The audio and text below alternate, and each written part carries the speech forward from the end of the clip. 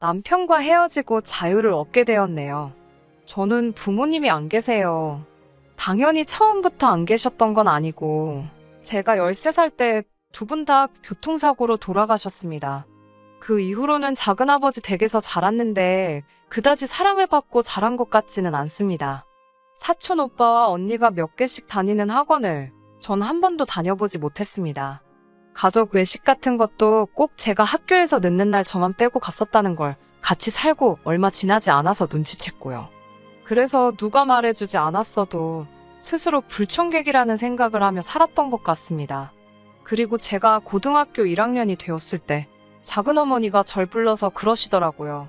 대학을 간다면 말리지는 않겠지만 어떠한 경제적 지원도 해줄 수 없다고요. 그 말을 들었던 그날 밤 저는 대학에 가지 않겠다고 마음을 먹었습니다. 대신 내 힘으로 장사를 하든 뭐가 됐든 성공을 해야겠다고 오기로 다짐을 했던 것 같아요. 어른이 된 지금에서야 남의 자식을 돈 한 푼 받지 않고 키워준다는 그 사실 자체가 얼마나 대단한 건지 이해하지만 그때는 작은아버지와 작은어머니가 믿고 원망스럽고 그랬습니다. 그래도 그 두 분 덕분에 저는 일찍부터 사회생활을 시작할 수 있었습니다. 대학에 가지 않겠다고 생각하니 빨리 뭐라도 배워야겠다는 생각에 마음이 급해지더라고요. 그러다 동네 미용실에서 아르바이트를 시작하게 되었어요. 아르바이트로 번 돈을 모아서 미용학원에 등록을 했고 그렇게 정식으로 미용 기술을 배우기 시작했습니다. 그런데 막상 제가 기술을 배우니 작은아버지랑 작은어머니가 굉장히 못마땅해 하시더라고요. 어린 게 벌써 까져가지고 돈만 생각한다고 하시면서 이제 생활비 내면서 있으라고 하시더라고요. 그래서 한 달에 얼마씩 드리면서 있었고 아르바이트를 많이 못한 다른 집안일을 하고 그랬습니다. 그래도 이불 덮고 잘 공간은 내어주셨으니 지금도 그 부분은 감사하게 생각하고 있습니다. 남들이 다 수능 칠 때 저는 서울로 가야겠다는 결심을 했습니다. 당시 같이 어울리던 친구가 뜬금없이 연기를 하겠다며 서울에 가겠다고 하더라고요.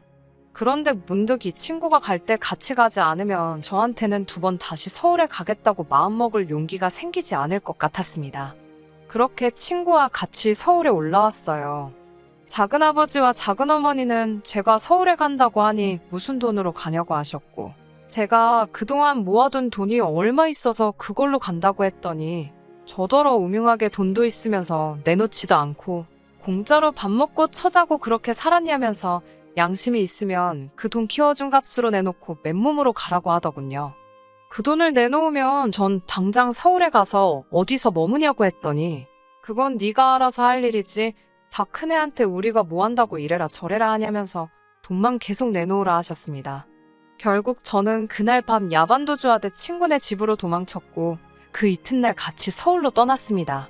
다행히 친구 부모님은 제 딱한 사정을 알고 계셨기 때문에 저희 작은아버지와 어머니의 추궁에도 절대 입을 열지 않으셨대요. 그렇게 서울에 올라와서 친구랑 반지하 방을 구했고 저는 운 좋게도 바로 명동에 위치한 미용실에서 일을 할 수 있게 되었습니다. 살던 동네 미용실에서 일하듯 처음에는 빗자루질로 시작했다가 성실함을 인정받아 샴푸도 하게 되고 그러다 한 번은 실장님이 자기 머리 좀 저더러 만져보라고 하시길래 그게 어떤 테스트라곤 생각 못하고 그냥 평소에 이렇게 하면 더 예쁘겠다 싶었던 스타일로 해드렸어요. 그러자 실장이 역시 자기 눈이 틀리지 않았다며 저를 잘 뽑았다 혼잣말을 하더니 바로 헤어팀으로 절 옮겨주더라고요. 그렇게 되는데 한 2년 정도 걸렸던 것 같아요. 그 사이에 친구도 좋은 회사와 계약해서 저희는 따로 살게 되었습니다. 친구는 저에게 이제 어느 정도 버니까 집도 좀 나은 데로 옮기라고 했지만 저는 잠만 자는데 뭐 어떠냐는 생각에 당분간은 계속 반지하에서 그냥 살겠다고 했습니다. 나중에 한 번에 더 큰 행복을 즐기겠다는 마음으로 영화 보기, 술 마시기, 친구랑 쇼핑하기 같은 소소한 즐거움을 포기하고 살았습니다. 저는 사실 돈을 모아서 최대한 빨리 제 이름으로 된 미용실을 내고 싶었거든요. 그렇게 미용실을 다닌 지 한 5년 차쯤 되었을 때였어요. 저를 보고 오는 단골 손님들도 꽤 생기고 나름 미용실의 간판 헤어스타일리스트가 되었습니다. 아주 가끔이지만 잡지 화보라든가 연예인 촬영에 동원되는 일도 있었어요. 그런 저에게 실장은 직원이 아니라 동업자로 같이 일해보지 않겠냐 하더라고요. 저는 정중하게 제 이름으로 미용실을 하나 차리고 싶었다 말하고 미용실을 떠나기로 했습니다. 그리고 다른 미용실로 옮기기 일주일 전 지금의 남자친구를 만나게 되었습니다. 남자친구는 증명사진을 찍으러 가는 일인데 머리만큼은 혼자 어떻게 손질이 안 된다며 찾아온 손님이었어요. 보통 남자 머리는 제가 잘 하지 않는데 그날은 주로 하던 직원이 쉬는 날이라 제가 해주게 되었습니다. 머리를 하면서 의례껏 손님하고 나누는 가벼운 대화를 나눴고 크게 별다른 느낌은 없었습니다. 그런데 그날 퇴근하고 가게를 나서는데 그 손님이 앞에서 저를 기다리고 있었습니다.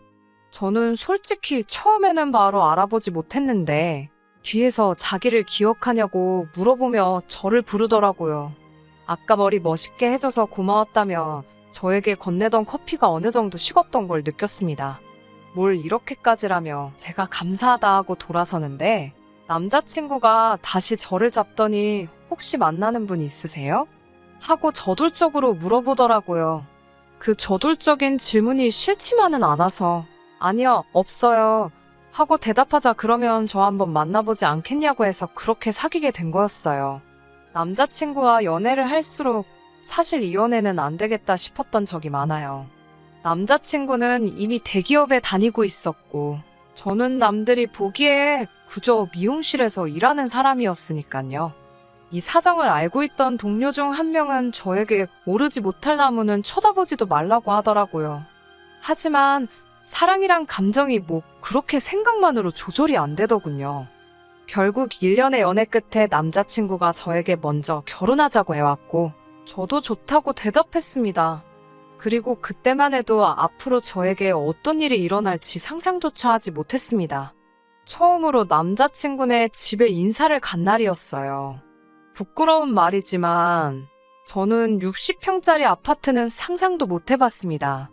연예인들이나 부자들만 사는 줄 알았는데 남자친구네가 90평이 넘는 아파트더라고요.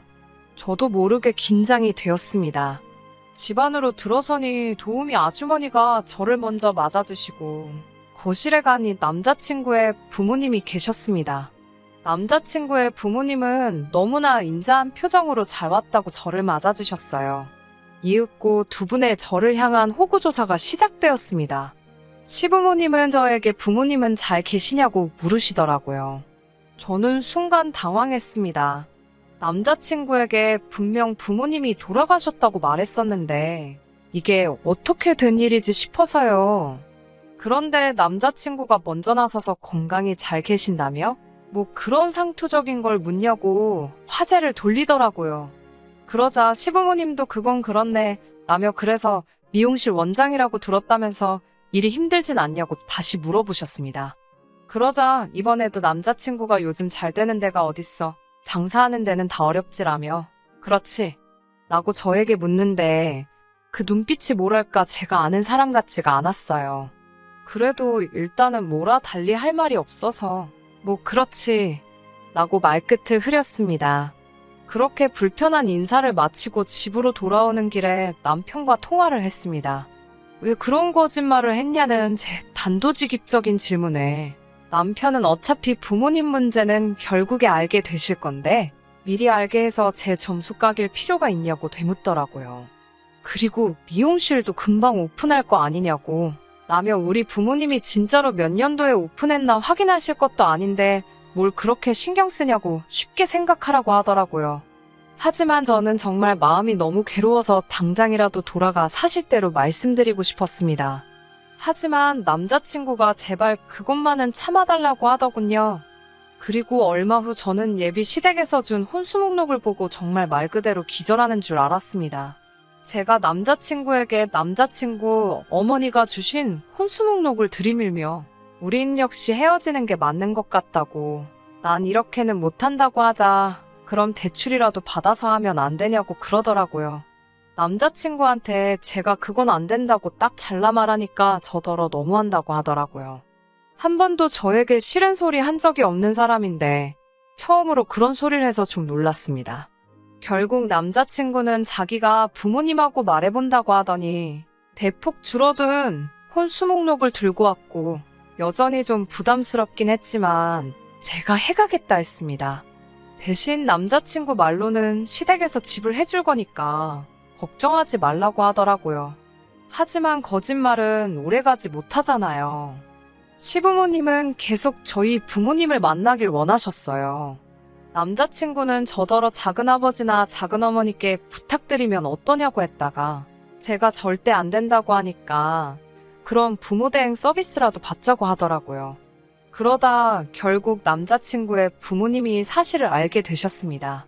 저는 정말 죄송하다고 변명같이 들리겠지만 남자친구가 저와 상의도 없이 이미 거짓말을 했고 제가 수습할 수가 없었다고 했지만 그때부터 예비 시부모님은 저를 달리봤다면서 아주 냉랭하게 대하셨어요.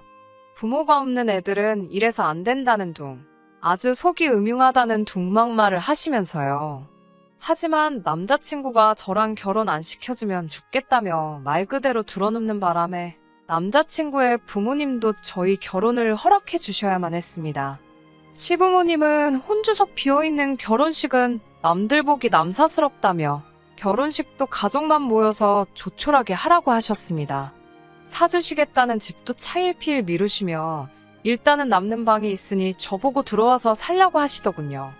솔직히 저는 이런 대접까지 받으면서 결혼하는 게 맞나 긴가민가 싶었지만 한편으로는 저만의 오롯한 가정을 꾸리고 제가 눈칫밥 먹으며 자랐던 과거가 있어서 그랬는지 어느 정도 안정적인 경제 환경에서 내 자식을 키우고 싶다는 열망이 있었기 때문에 이럴 거면 결혼 안 하겠다는 소리도 참아하지 못했습니다. 저도 속물이었지요. 하지만 버틴다는 게 마음먹은 대로 되지는 않더라고요.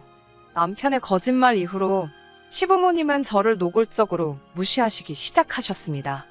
게다가 한 번은 제가 일하는 미용실에 찾아오셔서는 제가 원장인 줄 알고 찾으시다가 제가 일반 직원인 걸 아시고는 노발대발 난리가 나셨습니다. 저랑 같이 일하는 직원들은 제 상황을 알고 있었기 때문에 저를 이상하게 생각한다거나 저에게 별다른 말은 건네는 사람은 없었지만 그래도 일터에서 예비 시어머니 되실 분한테 남들 다 보는 앞에서 혼난다는 게 스스로 너무 수치스럽고 모멸감이 들더라고요. 무엇보다 제가 한 거짓말도 아니어서 너무 억울했습니다. 지금 사연 들으시는 분들 중에서는 그래도 제가 바로 잡지 않고 가만히 있었으니까 저도 거짓말을 한 거나 마찬가지라고 생각하실 수도 있지만요. 변명을 하자면 저도 사람인데 왜 남자친구 부모님께 잘 보이고 싶은 마음이 없었겠어요. 그래서 남자친구의 반대를 뿌리치고 앞장서서 솔직하게 진실을 말하지는 못했습니다. 그리고 얼마 뒤 남자친구 부모님과 다시 한번 식사를 하게 되면서 결정적으로 제가 파혼을 결심하게 된 사건이 벌어졌습니다. 당시 명절을 한 달 정도 남겨놓은 시기였어요. 무슨 이야기를 하다가 명절 이야기가 나오면서 남자친구의 어머니가 저에게 그래도 고아가 좋은 점도 있네. 친정에 안 가도 되잖아. 그치? 아니지. 가야 할 친정이 없는 거겠지. 라고 하시는 거예요. 그러면서 그거 하나만큼은 잘된 일이라고 그러시더라고요. 서운한 마음이 들려는 찰나에 저에게 말씀하시기를 앞으로는 친정엄마한테 한다 생각하고 당신한테 잘하라고 하시더군요. 그럼 당신도 절 딸처럼 대하시겠다고요. 저는 처음엔 순진하게 그 말을 믿고 감사하게 생각했습니다. 이제 저에 대해서 오해를 다 푸셨구나 생각했어요. 그리고 이제 청첩장도 찍고 결혼식을 한 달 남겨둔 시기였습니다. 원래는 식을 올리고 가게를 열려고 했는데 너무 좋은 자리에 장사하던 자리라 기본적인 시설도 다 되어 있고 거기에 새까지도 저렴하게 나와서 놓칠 수가 없더라고요. 그래서 결혼 준비로 바쁜 와중에 가게를 오픈하게 되었습니다. 당연히 남자친구와 예비 시부모님도 그 사실을 아시게 되셨고요. 이튿날 남자친구에게 전화가 왔는데 정말 집안이 뒤집어질 만큼 난리가 났다고 당장 빨리 남자친구 부모님 댁으로 오라고 하더라고요. 그래서 불이 나게 쫓아갔더니 남자친구 어머님께서 정말 무슨 드라마에 나오는 것처럼 머리에 흰띠를 두르고 몸져 누워 계시더라고요. 제가 무슨 일 때문에 그러시냐고 물으니 남자친구가 저더러 직접 물으라며 한숨을 푹푹 쉬더라고요. 제가 어머님, 저 왔어요. 어디가 많이 아프세요? 하니까 저더러 다짜고짜 신보가 고얀 여자라며 욕을 하시는 거예요. 그래서 제가 왜 그러시냐 하니까 또 내가 혼수해오라니까 돈 없다고 징징거리더니 뒤에서는 감히 가게를 차릴 생각을 해. 그러시더라고요. 그러면서 역시 큰애들은 아무리 해도 거지근성을 숨길 수가 없다면서 음흉하고 못된 것, 이기적인 것, 저한테 온갖 험한 소리를 다 하시더군요. 제가 남자친구 어머님께 이 돈은 남자친구가 준 돈도 아니고 제가 몇 년 동안 열심히 해서 모은 제 돈인데 왜 제가 욕을 먹어야 하는지 모르겠다고 말했어요. 예비 시어머니는 이게 어디라고 대드냐면서 지금이라도 그 돈은 나한테 주고 이 집에 들어와서 살림이나 하라고 하시더군요. 엄마가 없어서 뭐나 똑바로 배웠냐면서 당신이 1부터 100까지 알려줄 테니 군소리 말고 조신히 집에서 가정교육이나 받으라면서요. 밑도 끝도 없는 남자친구 어머님의 일장연설은 한마디로 그냥 제 돈을 내놓으라는 거였어요. 있는 사람이 더 한다고 벼룩의 간을 빼먹지 싶더군요. 제가 그렇게는 못하겠다고 하고 그냥 이 결혼 없던 걸로 하겠다고 자리를 박차고 그 집을 나왔습니다. 남자친구가 가지 말라며 저를 쫓아오더라고요. 그래서 제가 남자친구한테 왜 처음부터 내가 부탁하지도 않은 거짓말을 해서 사람을 우습게 만드냐고 따졌더니 솔직히 자랑스러운 것도 아닌데 감출 수 있으면 감추면 되지. 그리고 대학도 안 나온 며느리가 혼수도 조금밖에 안 해오면서 가게 차린다고 하니 자기 엄마가 얼마나 배신감 느끼고 속상했겠냐며 이번만 죄송하다 하고 그냥 그 돈을 드리고 결혼하자는 거예요. 돈이야 자기 집에 돈 많으니까 살면서 벌면 되지 않냐고요. 저는 말도 안 되는 헛소리 짓거릴 거면 눈앞에서 사라져 달라고 했습니다. 다행히 남자친구 부모님이 집 사주시는 걸 차일피일 미뤄서 저도 혼수 구입을 미루고 있었는데 얼마나 다행이던지요. 저는 아무런 미련도 없이 그 집을 나왔고 계획한 대로 제 미용실을 차렸습니다. 파혼 후 지금까지 1년이란 시간이 지났습니다. 남자친구는 저와 헤어진 이후로 부모님의 강요에 못 이겨 선을 보고 서둘러 결혼까지 속전속결로 올려놓고도 계속해서 연락을 해왔습니다. 결국 저는 그의 와이프에게 남편 단속 잘하라고 연락을 했고 결국 혼인신고서에 잉크가 마르기도 전에 이혼당했다고 하더라고요. 그로 인해 남자친구의 어머니가 저에게 욕설 담긴 연락을 수차례 해와서 고소한 상태고요. 제가 운영하는 미용실은 직원 8명을 써야 할 만큼 장사가 잘 되고 있습니다. 앞으로는 부모님의 빈자리 때문에 누군가 저를 무시하려 들면 가만히 있지 않을 겁니다. 좀 더 이기적으로 제 행복을 생각하면서 살아보려고 해요. 끝까지 들어주셔서 감사합니다. 오늘의 사연은 여기까지입니다. 구독과 좋아요, 알람 설정 부탁드리고 더 좋은 사연으로 다시 찾아뵙겠습니다. 감사합니다.